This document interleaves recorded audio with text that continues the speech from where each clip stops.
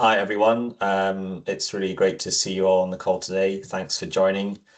So as Ilya said, this is a webinar focusing on the role of good governance in the delivery of transport projects. And Ali and I are going to try our best to turn what might sound like a dry subject into something that's interesting and seen as essential. And when we get to the end of the agenda, we'll have some space for discussion and we'll stop the recording so we can be a bit more free and open in terms of what we want to say and discuss. So just before we go any further, just wanted to kind of let you know who we are. So my name's Gareth Fairweather, and I'm part of the Delivery Associates Network as a delivery associate. I've got a background in town planning originally, but with a focus on transport and transport-led regeneration. And over the years, I've worked in regional government, Transport for London, and central government, and focus a lot recently on how you're constructing governance arrangements and organizing models to enable the delivery of not just the projects, but the benefits and outcomes that they're aiming to unlock. Ali, do you want to introduce yourself? Fab. Hi, everyone. I'm Alistair Gordon. I'm the transport subject matter expert with the Delivery Associate Network, 27 years worth of experience in the transport sector. And in terms of the DAN, I've been involved in probably about a dozen or so projects, supporting local authorities with kind of schemes around the transport sector including active travel, public realm, also quite a lot of bridges, whether they be over motorways or railways. So the way that we'll kind of run the seminar, Gareth will talk a bit around what good governance looks like, and then, as he's mentioned, I'll kind of finish the presentation with some examples of where we've seen, I guess, the importance of governance in terms of and why it's so important in terms of transport projects and the specifics of that. So I'll hand back to you, Gareth. Thanks, Ali. Yeah, so this is our agenda for the day. We'll briefly touch on the overall importance of good governance. And then I'll run through some of the fundamentals of transport governance around championing projects and their outcomes, how we're establishing clear roles and responsibilities within organising models, creating robust and transparent ways of working, and ongoing maintenance of those arrangements. And then Ali will deep dive into some of the more kind of common barriers that we see in transport projects and some of the transport projects that have come up through the DAN. Later on, we'll have an opportunity to get your insights and your perspectives and answer any questions that you have as part of the discussion at the end of the session.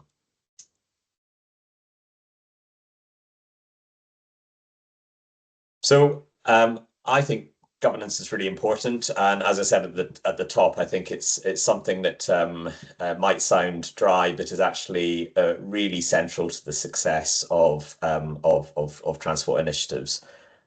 It's really important to think about it at any scale.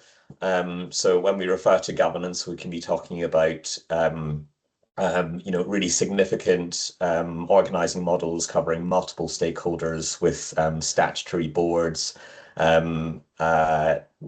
escalation pathways throughout central government, through politicians, with multiple layers of governance at steering group and working group levels. Or we can be talking about relatively defined projects, perhaps within a local authority, with one or two sources of funding, where there's a steering group, and I guess the point is at either scale, thinking about the clarity of the governance arrangements is key to success. So there's a better chance of success from projects if you're clear on who's doing what, and what you're aiming for, and the sense that you're bringing everyone along on the same journey. And that clarity is really important, so that when people go into a decision-making environment, they understand what's expected of themselves, They know what to expect of the other parties in that decision-making forum, and they know what will happen when things go wrong. One of the things that, whilst I don't want to sound too negative, I think we've all been through projects that have faced challenges. In fact, all projects face challenges. I think it's really important when we're talking about or thinking about how we're creating governance arrangements that we're anticipating those challenges right from the start. So we talk a lot in this discussion around collaboration and working together, and those are all really great things and fundamentally important to the success of a project. But looking at it through the lens of, well, what will happen when we don't agree? What will happen when something goes wrong? What will happen when we hit a bump in the road? How do we ensure that the governance arrangements are robust to respond to that? That's probably the best way to think about what arrangements you want in place from the start. And all of this gives ourselves, funders and potential investors confidence that a project is set up for success. So exuding that confidence through your governance arrangements is really vital if you're to maintain momentum, provide clarity for stakeholders, and importantly for many projects, attract funding. And it's an essential part, obviously, of the management elements of a business case as well. So just in terms of the four topics that I wanted to cover, firstly, championing outcomes and objectives.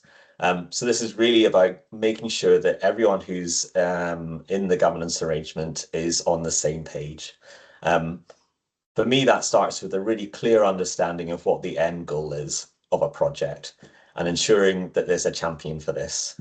Ali and I, in the preparation of this presentation, were reflecting that sometimes we're in projects where we think, actually, who is the champion for this project? Why are we here? What are we trying to achieve from this? And that uncertainty can kind of continuously undermine a project as it goes through its pathway. So right at the start, being really clear on what are the outcomes for the project? What are we trying to, why are we doing this project? What are our objectives? How will we know what good looks like? And what do we want to specifically achieve from this project? And who are our champions? Who are our sponsors? And what kind of drumbeat are they establishing in terms of any burning platforms on timeframes or expectations around the use of funding and so on? Being really clear on that and possibly co-creating outcomes. So sometimes we have projects where the outcomes or objectives are fairly fixed, and it can be useful to kind of just unpack them with people within a governance model at the start. In other times, we may be working with projects that have been floundering for a while and are on an uneven footing. And there's benefit in getting the key players around the table to co-create what those outcomes and objectives are, so that there's buy-in from the start into, well, I understand this is what we're trying to achieve, and I understand more clearly what my role and my agency's role is in that process. And then part of that kind of creating that understanding of what those outcomes and objectives are is working back from that to have a clear critical path. So this is standard program and project management language and best practice.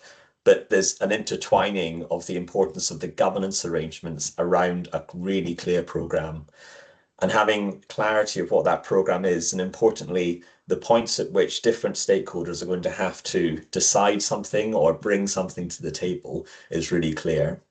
And then there's an opportunity as the project progresses to constantly refer back to the outcomes and that critical path in decision making. So if we hit those bumps in the road in terms of objections from other parties or kind of impasses in terms of decision making, there's a role for that group to refer back to, well, what are we trying to achieve? And what's your agency's role in this process? And is this discussion or is this debate serving what we need to be achieving in terms of our critical path?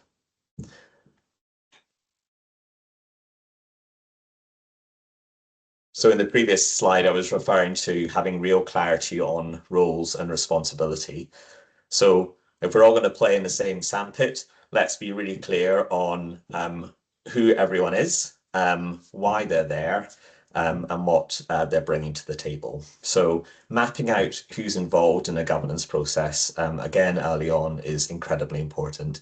And you may want to think about your stakeholder mapping exercises so that you're clear on who holds power and authority and who has influence. Being really clear that you've got the right people in the room, but not necessarily, everyone in the room who needs to be in the governance model and who needs to be in certain parts of it and who can be informed or consulted appropriately. So using something like responsible, accountable, consulted and informed, a RACI model can be really helpful in, again, mapping out those stakeholders and transferring them into a governance model. Once you've got those, thinking about, well, what are those parties, what's their purpose, and what are their red lines? So we may think about some of our statutory authorities who have an interest in broader outcomes, but an absolute focus on things like safety, rail safety or highway safety. We may have funders whose red lines are around the use of public funds or the use of public funds within a certain time frame. Being really clear and mapping that out within a terms of reference gets everyone onto the same page. We also know that a lot of people, when they're taking part in the governance arrangement, will have multiple hats. So if we think about the board of a town's fund, or we think about a steering group made up of different agencies, everyone in that space has their home agency role or hat that they wear. They also have hats relating to their side interests around business or so on. But being really clear on, yes, we acknowledge them and we're documenting any conflicts of interest, but we're absolutely clear on within this forum, within this framing that you're sitting in today, this is your purpose. And again, that comes back to that kind of earlier slide and being really clear on the outcomes and objectives of the project at hand. There's also roles within the governance model in relation to different tiers. So you'll have a governance model, depending on its complexity, consisting of working groups, stakeholder engagement groups, assurance providers. You might have a board, a statutory board. You'll have steering groups and you'll have political sponsors, perhaps. Being really clear on the roles of those different groups and defining them out in a terms of reference is really essential. And spotting any areas of duplication is vital. So making sure that the role of a working group and a steering group is clearly differentiated. And that helps us understand on that last point, who gets to decide at different points of the process. So what I've seen in the past, for example, are decision-making threshold tables within terms of reference that say the responsibility of the working group is to do this, and it's able to make these decisions. These decisions are of a particular interest to the steering group and must be escalated. Or these problems or challenges must be escalated. You need to get guidance from this steering group. And then you may have a top level that is, these are the things, probably a small number of things that go up to the politicians as necessary. So being really clear on the components of that organizing model, who does what, and the role that everyone who sits on those different parts of the governance model is playing is really important. And can be really usefully enshrined within a terms of reference, but also agreements like sponsorship agreements and collaboration agreements.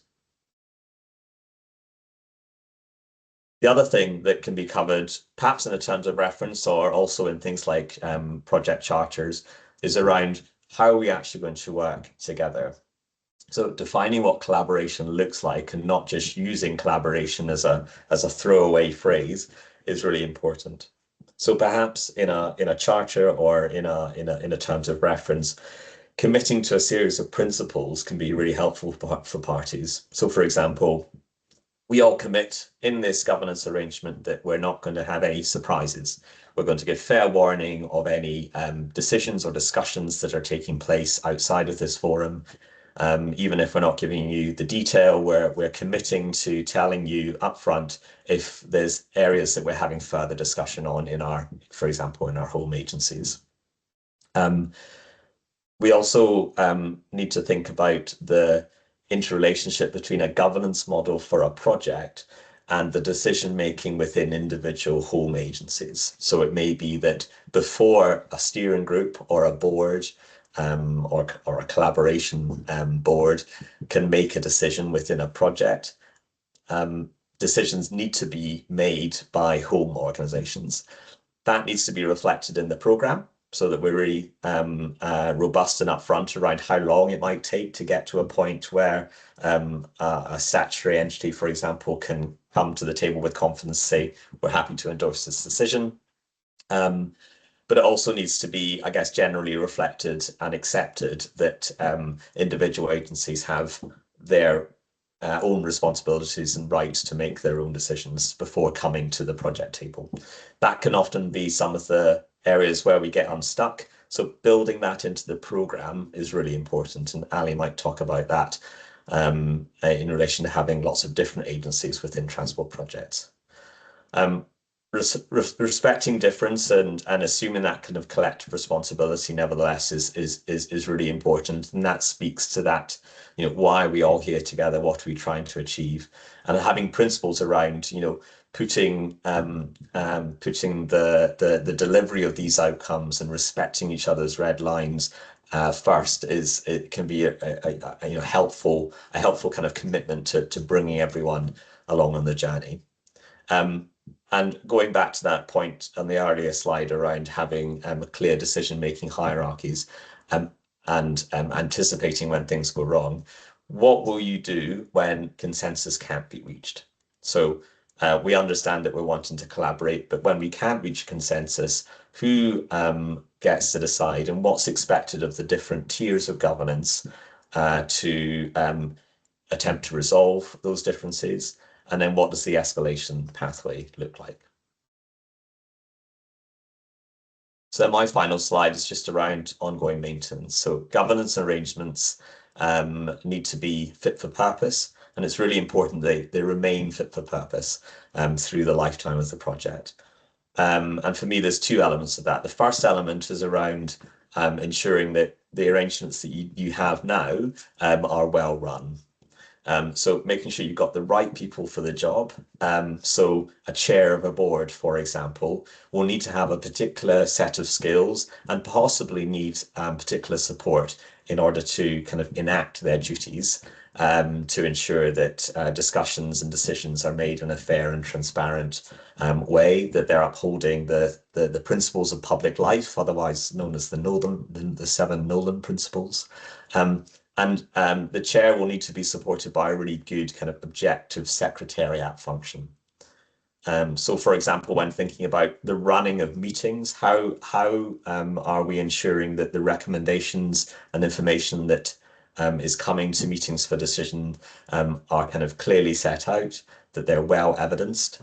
And is there clarity on everyone, let's say on a board, of how those recommendations have been reached? And where there might be disagreement between parties. It's also really important at this point, I think, to say that there are lots of side discussions around the edges of a governance model. But again, being really clear and not bringing any surprises to that environment is important. Yes, we will always have side discussions within our home agencies or between agencies, but coming to each and every board meeting or steering group meeting, for example, with a clear narrative of what's been discussed, who's discussed what, and this is therefore the rationale for a particular recommendation is really important. And I've talked earlier on around the interlinkages between governance and program management. And there's also a strong link with assurance processes. So thinking about the kind of the 3 lines of defense and the responsibilities that different tiers of a governance model have for making decisions, and respecting the right of some decision makers to go and get third-party assurance That's really important, especially if they're carrying a lot of the risk. And then finally, I want to just say that, as we go through governance over long projects, and projects transfer from perhaps strategic planning through statutory planning processes and into delivery, the governance arrangements that you need to support those different phases may evolve. So whilst we don't want to constantly be undermining and changing governance arrangements, there may be points at which we think, well, the skills that you need on a board or the representation needed at a steering group level may need to adjust or evolve as the project moves from planning through to delivery. So just thinking about where those key points might be and doing the occasional kind of stop take on your governance arrangements can be really helpful. So I'll stop there and hand over to Ali. Thanks, Gareth. And as you say, we've been talking quite a lot in both throughout the projects we've been working on together, but also in preparation for this. And yeah, lots of interesting discussions and thoughts from both of us in terms of where good governance has really helped transport projects, but also where there's been barriers and stumbling points. So I'm just going to list some of the specifics and characteristics that we see on typical transport projects, and then why good governance is so important in these types of projects. So one of them is just around that typically transport projects have a really complex stakeholder environment. That might be in terms of where the funding from the project has come from. So often they are funded from different bodies or authorities. That can be a mix of public and private sector funding. But even if the funding is just from one organisation, what you do find is that there are lots of different stakeholders involved in the project who will have, a say in terms of that successful outcome. So all I've got on the screen here is a list of typical stakeholders we might find, and certainly have found on this, Dan project that have been involved in those projects. So you've got kind of combined authorities, you've got, Department for Transport and MHCLG, National Highways, any interaction with the strategic road network, National Highways involved. We've had projects involving Network Rail, and certainly a lot of the projects we've been involved in terms of those bridges, as I say, have involved, works over both the railway network or the National Highways network. And what you find with these stakeholders is they have kind of statutory requirements and objectives in themselves. And often, as Gareth's kind of talked about, those objectives might differ. And certainly something that we do see throughout transport projects is the role of safety, that kind of critical role of safety and how important that is. And that is often why, again, Gareth touched on, the red lines, and clearly when it comes to safety, that is very much a red line for a number of these authorities, and making sure that that's reflected both in terms of how the project's set out, but also in terms of that governance. I don't know if there's anything else, Gareth, you wanted to say, or if we move on to the next slide. That sounds good. Yeah. So the next one, and actually we did a webinar a couple of weeks ago on active travel projects, and we have seen a number of active travel projects delivered through the Dan, but also we're seeing more and more of these. And what is interesting, and what this slide tries to represent, is often a lot of the transport schemes we're now seeing being delivered is about road space reallocation. So it's making different use of the existing highway that exists, rather than traditionally what we might have seen is lots more completely new infrastructure. Where that can have a particular problem or challenge, let's call it a problem, is in terms of the economics that then feed into the business case, because typically in terms of how transport economics is built up, particularly importance in terms of the value of time, what you can find is that you are taking capacity away from general traffic, and at the minute there's lots of existing general vehicular traffic, and reallocating that for either pedestrians or cyclists or for kind of areas of public realm. And what you can find is that the actual economic case that feeds into that business case doesn't always give you a particularly positive number. I think the key with this in terms of the governance is going into the scheme, I guess, being very aware of that. And it does highlight the importance of things like the strategic case, but also being clear that what you don't want to do is find that you haven't got that strong governance structure, which when you do end up delivering that BCR, kind of one comes as a surprise, but also can derail the project in terms of, oh, hang on a minute, does this mean it's not a good scheme? It's, you've already gone into what are the scheme objectives, what are the outcomes we're trying to deliver, and hopefully those outcomes and objectives outweigh the fact that the pure economic business case and that economic BCR, as we like to call it, might not be the strongest. And certainly that you say that is the case with a number of the schemes we've been involved, but it is a challenge, particular challenge at the minute in terms of the types of schemes that I think we're seeing delivered in terms of those transport schemes. So if we move on to the next one.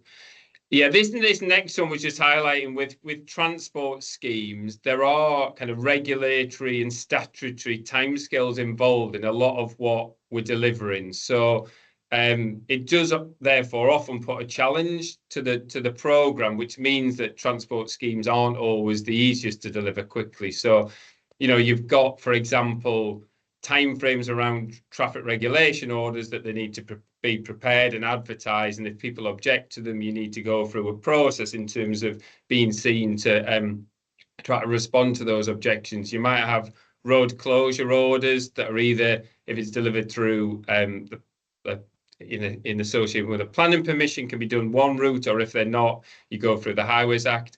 And then you've also got road safety audits, different stages of road safety audits as well. And I kind of mentioned earlier that clearly, safety for any transport scheme is paramount. So being seen to go through that road safety audit, and the clear, in terms of the governance, and Gareth touched on it earlier. It's really important that as you're developing the programme for the scheme, that these statutory processes are reflected within that programme, because they will naturally elongate it, but also then where the governance sits in that when you go through that as you approach the milestone, what governance you need in place before you maybe submit certain things, but also post the outcome, what governance you need to then move on to the next stage. So I think it's really, really important that is, really clear within your project plan and that programme at the outset, because what you don't want is to go through the statutory process and then find that there's a delay as you wait for kind of the governance to either catch up or to happen. So if we move on to my final slide, and it's I kind of say, as I'm involved in transport projects, one of the great things about transport projects, but also one of the challenges, is that everybody seems to be an expert on transport. Everybody is certainly a transport user, so then has their own very strong, or often strong, views on what good transport looks like, which can make delivering transport schemes quite challenging, because as I say, everybody has a view, and often what you find is that their view is heavily influenced by their own journey to work or their own journey, and so they may have these quite strong views held by quite a specific journey that impacts them. And what we're also seeing more and more recently is how transport's become heavily politicized, and which has seen a number of challenges around some of the schemes, and this is kind of shown with some of these images around trying to deliver, whether it's active neighbourhoods or low traffic neighbourhoods, or even active travel schemes, where people and the press and certain politicians have got involved around removal of people's rights. So people feeling that what this scheme is actually about is removal of their rights to make the journeys that they historically have been able to do, where clearly the scheme objectives is very different, and try to create a better environment for those people that live and work in those areas.